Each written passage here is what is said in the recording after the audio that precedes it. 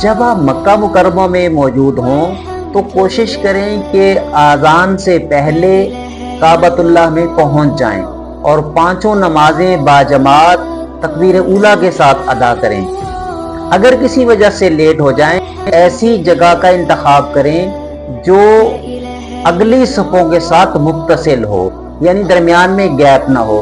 کچھ لوگ اپنے ہوٹلز کے سامنے نماز ادا کرتے ہیں جماعت کے ساتھ، حالانکہ ان کی صفوں میں اور بیت اللہ کی قریب قریب جو صفیں بندی ہوئی آ رہی ہوتی ہیں ان میں کافی گیپ ہوتا ہے، وقفہ ہوتا ہے درمیان میں، اور یہ عمل درست نہیں ہے۔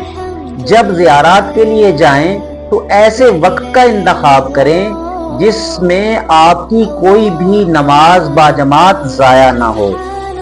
مکہ مکرمہ میں اپنے اوقات کو زیادہ سے زیادہ کارآمد بنائیں اور کوشش کریں کہ آپ کا میکسیمم وقت بیت اللہ کے سامنے گزرے۔